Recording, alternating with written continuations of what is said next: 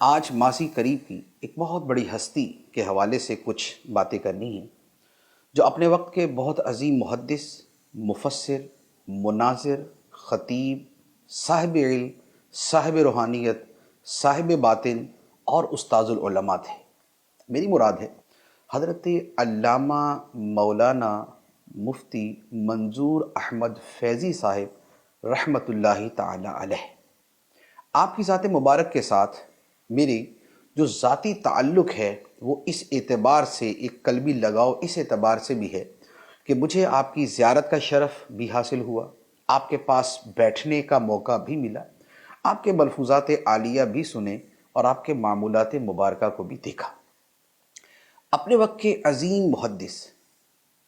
آپ کا وصال یکم جمادی الاخری سن 1427 سن ہجری، اور یہ جون کی 27 تاریخ تھی 2006 کا سال۔ آپ کی ولادت یہ 2 رمضان مبارک 1358 سن ہجری بمطابق 16 اکتوبر 1939 کو ہوئی۔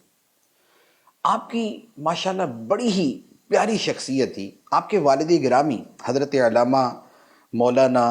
ظریف صاحب رحمۃ اللہ علیہ بھی اپنے وقت کے بہت بڑے عالم دین تھے۔ آپ کے اساتذہ میں، فیضی صاحب رحمۃ اللہ علیہ کے اساتذہ میں اپنے وقت کے اکابر علماء داخل ہیں، اور ان میں سب سے بڑا نام حضرت علامہ سید احمد سعید کاظمی شاہ صاحب رحمۃ اللہ علیہ کا ہے۔ اور آپ بیعت ہوئے اس عظیم ہستی سے جو ولی کامل تھے، جو صاحب کشف و کرامات تھے،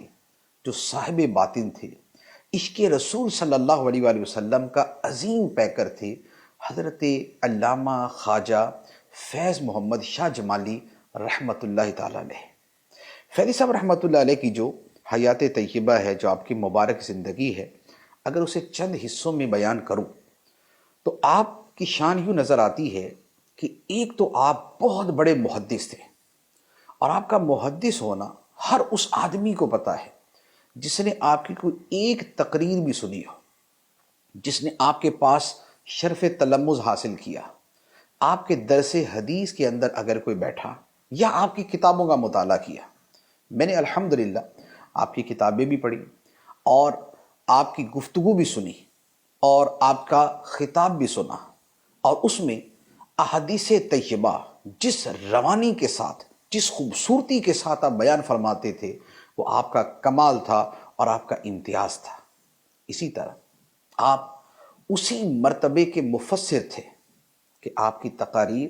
اور آپ کی تحاریر کے اندر قرآن مجید کی تفسیر کا ٹھاٹھے مارتا سمندر نظر آتا تھا۔ دورہ قرآن کروایا کرتے تھے رمضان المبارک اور اس سے کچھ پہلے، اور اس دورہ قرآن کے اندر قرآن مجید کے انوار اور موتیوں سے سائلین علم کی جھولیاں بھرتے تھے۔ پھر آپ اسی طرح بہت بڑے مناظر تھے، اپنے وقت کے اہل سنت کے ایک عظیم مناظر جس کے سامنے گئے الحمدللہ عقائد حقہ کو بہترین طریقے سے ثابت کیا، حتیٰ کہ کچھ مسائل کے اندر آپ پر مقدمے ہوئے، کورٹ کچہری کا سلسلہ ہوا، اور الحمدللہ اللہ نے آپ کو ہر مقام پہ فتح عطا فرمائی۔ پھر اس کے ساتھ آپ کی جو شان خطابت ہے وہ بڑی یونیک تھی اور بڑی خوبصورت تھی۔ بلوچستان کے دور دراز علاقوں تک آپ تقاریر فرمانے جاتے تھے، اور پنجاب کے تقریباً بڑے شہروں میں آپ کے خطابات کا شہرہ تھا، اور آپ کا خطاب ایسا خوبصورت ہوتا تھا کہ علماء اس خطاب کو سننے کے لیے جایا کرتے تھے۔ ورنہ عام طور پہ یہ ہوتا ہے کہ علماء کسی دوسرے عالم کا خطاب کم سنتے ہیں، کیونکہ جو انہوں نے بیان کرنا ہوتا ہے ان کو بھی پتہ ہوتا ہے۔ لیکن فیضی صاحب رحمۃ اللہ علیہ کا میں نے خود اپنی آنکھوں سے مشاہدہ کیا ہے کہ آپ کا خطاب سننے کے لیے بڑے بڑے علماء بھی حاضر ہوا کرتے تھے۔ بلکہ مجھے آج بھی یاد ہے کہ تقریباً 1997 کی بات ہے، میں لاہور جامعہ نظامیہ میں پڑھتا تھا،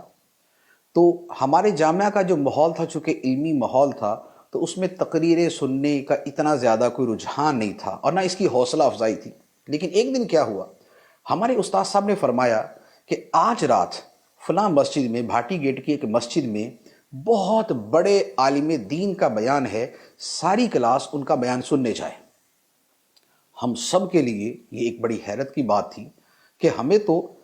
تقریریں سننے کی اتنی رغبت نہیں دی جاتی، لیکن ایسے کون سے عالم ہیں کہ جن کی تقریر سننے کے لیے ہمارے استاد فرما رہے ہیں کہ آج ساری کلاس جا کے ان کا خطاب سنیں۔ چنانچہ رات کو ہم پہنچے،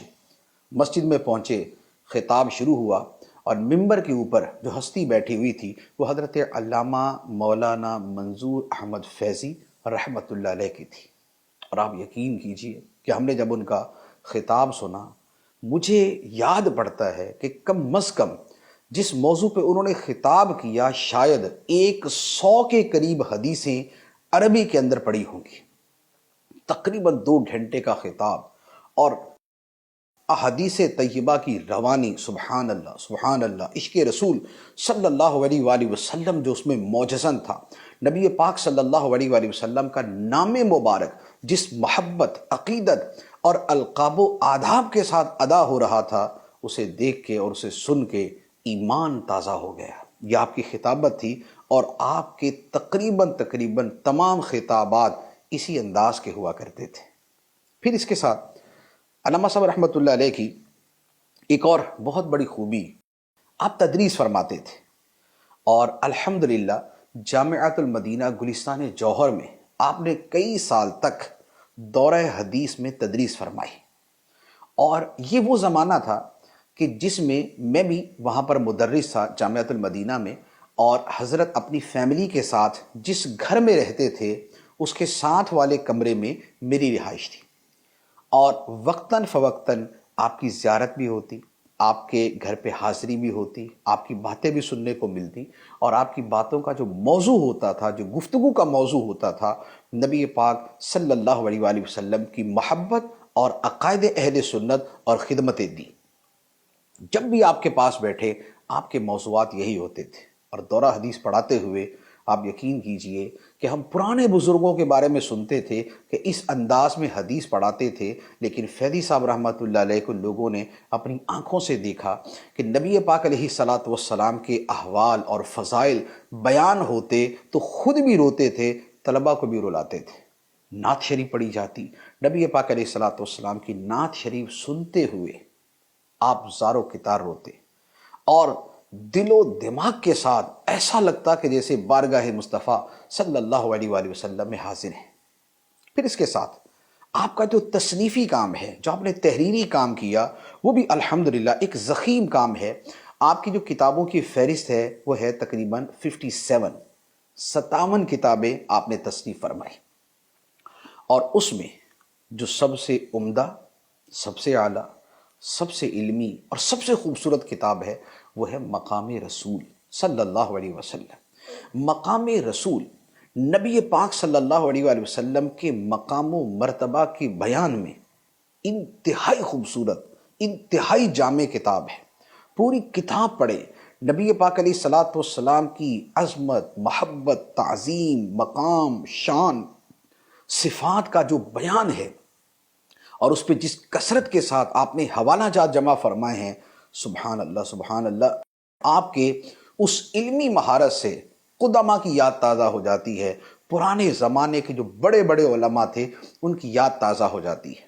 نبی پاک علیہ الصلاۃ والسلام کی محبت پہ ایک باب باندھ کے کلام کیا، آپ کی تعظیم پہ، آپ کے ادب پہ، آپ کی گستاخی کے احکام پہ، نبی پاک علیہ السلام کی شان بیان کرنے میں کس قدر کوشش کرنی چاہیے، اس حوالے سے آپ نے کلام فرمایا۔ اور پھر نبی پاک علیہ الصلاۃ والسلام کی مختلف شانیں،